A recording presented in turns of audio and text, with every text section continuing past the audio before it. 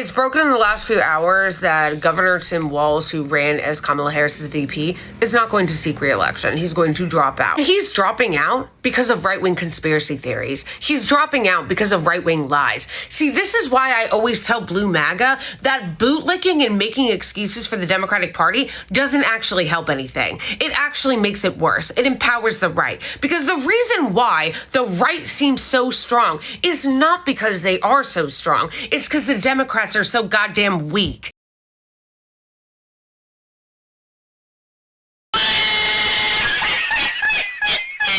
So I think we're beginning to finally understand why they're so mad. Because, for instance, when you look at these videos of random liberals in Minneapolis fighting literally with their lives to defend Somali fraudsters and criminal illegal aliens, it might seem a little bit strange on the surface until you truly recognize that the reason you're seeing so much outrage, defensiveness, and outright violence over deportations is because at its core, we are targeting the basis of Democrat and liberal power in America. A point I've often tried to make is that, sure, crazy blue-haired progressive woke types absolutely do exist in this country, but if we were to be honest, how much actually are they of the population? Maybe 10-20%, that being a generous estimate. So how does the Democrat Party, besides doing some shady things at 3 a.m., win elections? Where do they get their voter base from? Well, quite literally, they have to import the rest because their ideas are so unpalatable to normal Americans that the whole concept is, hey, let's bring in a bunch of people who don't understand English. They come from the third world. They're just happy to receive any free stuff and government benefits and basically just build a political machine that way. And for many decades, this went unchallenged because the old guard of the Republican Party, the neocons we often call them, similarly were pro-mass immigration because it brought in cheap labor for the corporations. But noticeably, right, ever since the right wing has changed to say, no, we're going to reduce our immigration numbers, we're going to actively remove people that shouldn't be in this country, we've seen the left in a very short time span, right, get insanely violent to a degree perhaps we've not seen in many decades. And now perhaps we do understand that reason why. Folks, there is a great article out right now from Ryan Gerdusky that details how Trump right now in Minnesota, despite all of the obstruction that you're seeing, has now deported enough illegal aliens from Minnesota that they are set to lose a congressional seat in the next U.S. Census. And now we're beginning to understand it. And keep in mind, guys, there's already been a trend, right, of these blue states losing population for obvious reason. High taxes, high crime, low standard of living. And so already Democrats were set to be in some pretty big trouble when the 2030 census comes around, just based on Americans themselves moving around. But keeping in mind that under the current rules of the U.S. Census that Trump has been trying to challenge in court, non-citizens do count in the census, illegal aliens count in the census, and understandably, those types of people tend to crowd where? First of all, in the blue states where they have safer, more favorable laws, but secondly, in major liberal urban areas. Well, what happens when you depopulate a blue city via mass deportation? Guess what happens? They also lose congressional apportionment. And so, of course, when you hear all this rhetoric about our immigrant neighbors and what they're doing is so cruel, perhaps we finally know the reason why. We basically nailed down their game, and we'll explain all of that here today, guys, in this video. First, though, do us a favor. If you enjoy our content, make sure you hit that like button down below. Subscribe to the channel if you are new. We greatly appreciate the support, but it also ensures that you can stay up to date with all the latest news and coverage. And that said, I fully encourage you to go read this article for yourself. We'll kind of show you some snippets of it, but NBC News reported that the ICE raid in Minnesota has resulted in more than 2,400 arrests. When you combine it with the previous arrest total since January, it's likely that about 5,000 illegal aliens have been arrested in Minnesota since the start of Trump's presidency, an astoundingly high number given that the state has only around 100,000 illegal aliens. Now, when you hear these numbers, I also want you to keep in mind that Minnesota, sure, is a state that has not gone Republican in a presidential election, if I'm not mistaken, since the Nixon landslide in 1972. commonly associated with being a far left hellscape that we could never recover from. But I do want you to remember that, for instance, in 2016, Trump did come relatively close to winning this state, only lost by about, what is that math there, about 40,000 votes. And why does that matter? Because keep in mind, when we talk, for instance, about the Somali population in Minnesota that's gotten so much attention, they have an estimated 80,000 Somalis living in Minnesota. So I like to point out too, this is why when it comes to political representation, both electoral votes, congressional seats, but even outwardly, right, winning elections, yes, the immigration issue does matter. And yes, prime example right here, when you look at the 2016 election of how if Bill Clinton had not imported about 80,000 Somalis into the state of Minnesota, despite the state's longtime Democrat history, because it's a historically union state, working class state, all of that, even then, Trump would have won this state, right?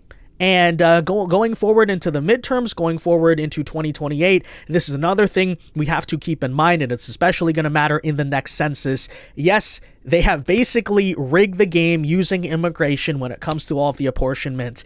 And when you really break it down, you could almost argue to a degree that the supposed power balance of American politics, right? Oh, the country's very divided. It's 50-50. When you really break it down, elections come down to a couple thousand votes in some swing states. Maybe that whole idea we had is not actually true, right? Maybe if you removed all of the basically third world political machines that Democrats have imported into this country, you would find out this country's not really like a 51-49 country, right? It might be a lot closer to, say, 60-40 or even 70-30, but we'll talk more about that in a second anyways. So about 2% of the state's total illegal alien population in about a year is very productive, which means that the rest of them obviously don't really work. And that doesn't include the number of foreign-born residents who have self-deported. Now, here's what's important to keep in mind, right? Back in 2020, which, by the way, I think the 2020 census in itself was basically rigged when it came to the apportionment. But take a listen to this. When the census was detailing which state received how many congressional districts, Minnesota held on to its 8th congressional district, basically one of their electoral votes as well. Keep that in mind, right? By a mere 89 people, which, even looking back to it, okay, they basically held on to this. Shady to begin with, because obviously, you know, doing a census count, you're not going to hit every single person 100% accurately. And given the long history of fraud and cheating we've seen in that state, I have to question, frankly, whether those 89 people even exist or if they were still living in Minnesota. Now, here's the thing that's important, right? At the time, that seat would have gone to New York, but going into 2030, right? I don't know if you've basically seen the math there, but very likely because of the fact that so many people are leaving blue states and moving to red states. And by the way, these deportations are not helping the blue states either. That's why it's frankly, honestly, really smart that the Trump administration has been trying to especially heavily target blue states when it comes here to deportations, right? Very likely that is an electoral vote that is headed to a red state now, something like, say, a Tennessee, a Florida, a Texas, which have seen population booms in the decades of the 2020s. So, this trend for 2 decades is that American citizens are increasingly turning away from blue states, obviously we know why, right? Overtax, expensive housing in cities that are being run into the ground. We know the story there, but take California, for example, right? More than 100,000 American citizens have been leaving California every year for the last decade. Keep this in mind. This is very important. When Gavin Newsom, for example, talks about the population growth is rebounding, right? That's actually not true. It's not because Americans from other states are moving to California for the opportunity. No, the population's growth is linked entirely to immigration. That is right. For the past 2 decades, the only reason California has seen any positive population growth is due to immigration. And so please keep in mind that when I say these kinds of things like, hey, the country's not nearly as blue as you think it is. They're importing their voters, and I myself am now a single issue voter on immigration because I understand it's basically the cause of everything that we're facing as a country, because any liberal policy or whatever woke nonsense you want to talk about, why is it being legislated into power? It's because of the immigration. It's because of the political machine they're building. Please understand. It's not a right-wing conspiracy theory. It's not a political talking point. It's not even something that we're exaggerating. As a matter of fact, maybe we're understating the significance of what they're doing. Because again, listen to that number, right? California would have net negative population growth for the past 2 decades by now if it had not been for immigration from other countries. And that's, folks, still the trend here today, right? Though its population has grown for 3 consecutive years, which, keep in mind, Gavin Newsom's been bragging about that, right? Oh, you say people are leaving California, but look, we're getting population growth again. That's not because Americans from red states or frankly any states are saying, oh, I'm moving to California because it's the best state, great opportunity, great economics, great taxes. No, it remains below its pre-COVID-19 level.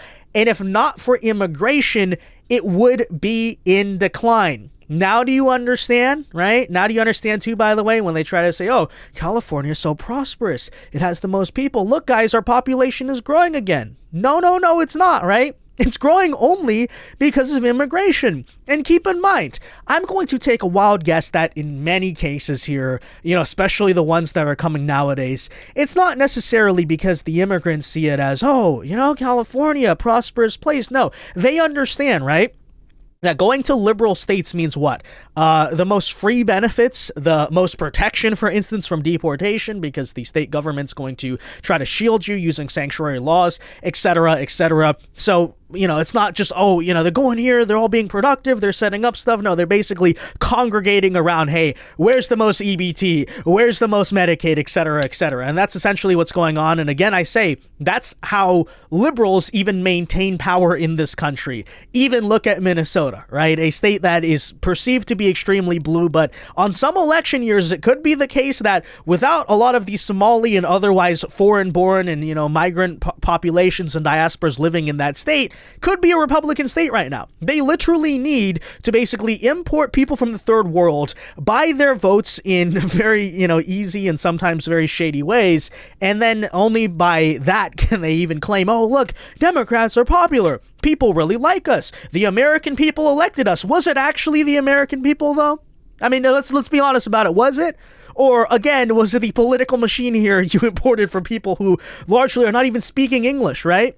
That's why Trump's crackdown, guys, not just on illegal immigration, but even in many ways, right, certain legal immigration pathways that are often being frauded or otherwise just being exploited by Democrats to build their political machine here is so important. And I don't want you to ever fall for the propaganda that, Trump is not doing anything on immigration. Because keep in mind, I hear this all the time, right? Yes, he needs to do more. Yes, we always want to see more deportations. At the same time, this is the real world. This is U.S. government. Things are more difficult, as you can see by the lawsuits constantly and all that. But to say that what Trump's doing right now in immigration is not having a political impact is just completely devoid of reality. When you hear these numbers, it's very, very important. With Trump's crackdown on legal immigration, the population of illegal aliens and foreign-born residents nationwide is falling. The estimate right now, I think for 2025, is about 2.5 million people left. Keep in mind, we now have net negative migration in America, which means more people left America than came into America for the first time, if I'm not mistaken, since I believe the 1950s or the 1920s. It's been a very long time, right? Before you ask, why does that matter? Well, economically, by the way, it matters, because what does that mean, right? You think housing, for instance, is too expensive? Hey, well, that's a huge drop in the demand for it. Things like jobs, economic opportunities. But even from a political perspective, right? From a political perspective, it matters because when you understand, again, the Democrat power base is based on mass immigration. If you take away mass immigration and you remove remove at least some of the damage they've already done to this country in terms of that stuff, boom, there you go, right? This kind of flips the future almost entirely for America. If we can just fix immigration, we can fix a lot of other things as well. Interesting thing that you begin to learn, right? So with Trump's crackdown on legal immigration, the population of illegal aliens and foreign-born residents nationwide is falling. California could be in serious trouble, folks. Last year, they only gained 19,000 new residents. So while California has fewer people than it did in 2020, Texas and Florida added a combined 2.4 million residents. And as you could imagine, when reapportionment for Congress and the Electoral College rolls around in 2030, that's going to be a lot. But in the case of the 2020 census, which already, again, was kind of rigged, A lot of blue states held on to their congressional districts by just a few hundred people. The deportations are enough to ensure that's not going to happen going forward in the future. And when you kind of net out the math here, blue states are estimated to lose about 8 congressional districts in the next census. Red states will gain about 9. Needless to say, it didn't matter in 2024. But if it's a very close election where, say, it's, both candidates are around 270, this could mean the difference, right? I did this math years ago, but basically, you could see an election where, for example, usually a Republican thinks they have to win Pennsylvania. If the math kind of comes out correctly, you could win a smaller state like just say Wisconsin, right? And then still carry 270 depending, right, on how all that math would go down. So yeah, obviously huge advantage for us, huge disadvantage for us. And that's, of course, the reason why they're so angry. And perhaps now, when you listen to people like Minneapolis Mayor Jacob Frey, a lot of his rhetoric begins to make sense. Take a listen. Just imagine what it would feel like if you suddenly had an administration, a deployment of troops, of agents come into your city by the thousands, vastly outnumber your police department, and cause chaos on your streets. If the goal here is to create peace and safety and calm, there's a very clear antidote here, which is leave. The second these ICE agents leave the city, I'm telling you, you're going to have calm in Minneapolis, and you will continue to see the great comeback that we had been experiencing. Let us get back to that comeback. Let us live in peace. Let us have businesses that are open and daycares where you don't need to escort staff to and from. Let us live in a place where, look, in Minneapolis, we'll stand up. If we have to sled down ice hills to get to a protest, we'll do that. If we've got to make sure that people are escorted to the grocery store, we'll do that. But truthfully, we want to get back to a place where we can just love on our city, do our daily activities, just like any other town in America. Yeah, so certainly on the surface, you have to ask what on earth he's even talking about. Residents living in fear? Why would they have to live in fear when ICE Immigration Customs is there? Oh, because that many of your residents are illegal aliens? Yeah, I think we get the point there. And secondly, the great comeback, right? Great comeback of what? What's happening in Minneapolis? I don't see a lot of productivity or growth going on. Oh, wait a minute. The great comeback, of course, meaning, hey, maybe Minnesota will be able to gain more population again because we keep on opening the borders and importing people and just having them sit around and, hey, even if they're illegal aliens who at least they claim are not voting, it still counts for congressional apportionment. I want you to keep that in mind too. So when people say, oh, illegal aliens don't have impacts on elections because they're not allowed to vote. And it's like, first of all, do you really believe that? But even if you do, it still matters because that's how the census works, right? The census counts all persons in the United States, which it shouldn't, frankly. I think that's a legal basis that should be challenged. But for now, if that's what's happening, and the Republican Trump administration obviously is removing a bunch of basically census counts for Democrats and favorable Democrats in the United States, then I think, again, we understand why they're so upset. And folks, as you listen to them as of late, they've been pretty upset. Take a listen. It's broken in the last few hours that Governor Tim Walz, who ran as Kamala Harris's VP, is not going to seek re-election. He's going to drop out. He's dropping out because of right-wing conspiracy theories. He's dropping out because of right-wing lies. See, this is why I always tell Blue MAGA that bootlicking and making excuses for the Democratic Party doesn't actually help anything. It actually makes it worse. It empowers the right. Because the reason why the right seems so strong is not because they are so strong. It's because the Democrats are so goddamn weak. We've got Republicans here in the state legislature playing hide and seek with potential whistleblowers. We've got conspiracy theorist right-wing YouTubers breaking into our daycares, demanding access to our children. We've got the President of the United States demonizing our Somali neighbors and wrongfully confiscating funds that Minnesotans rely on. It's disgusting and it's dangerous. Republicans are playing politics with the future of the state. It's shameful. He's right. Republicans are playing politics with the future of the state. And you know what his response is? It's to roll over and take it. This Nick Shirley nitwit who, where the fuck did this kid come from, okay? He literally was created by the billionaire class and the Zionists, okay? I'm not even going to get into that in that video. But he was astroturfed out of nowhere, just like a lot of right-wing influencers are astroturfed out of nowhere. He shows up to Minnesota to do an investigation, and then asks people at a daycare to see their children. Oh yes, I'm sure that that's totally normal. Some grown-ass white man showing up at a child's daycare and being like, show me the kids. Yeah, I wonder why they slammed the door on his ass. He then went on to make up a bunch of lies about that daycare that have since been debunked to terrorize Somalis to distract from the Epstein files, of course. Well, again, why are you so mad?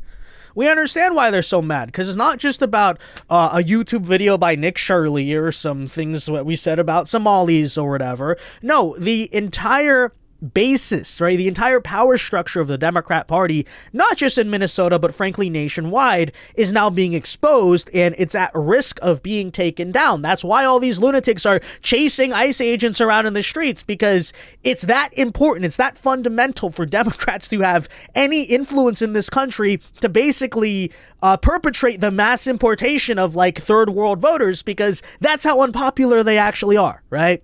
And it turns out when people who sell you a lie for many decades finally notice that you no longer believe it and you're starting to question it, yeah, they lash out and they act exactly like this. But, you know, the good news, at least long term, is despite whatever happens maybe on one day or one set of protests, the trends here, at least under this administration, right, do seem to be obvious. And by the 2030 census, hopefully, we do ought to be in a good position. But anyways, that said, guys, let me know your thoughts on all of this in the comment section down below. Be sure to leave a like on this video, subscribe to the channel if you are new, and until next time, God bless and peace.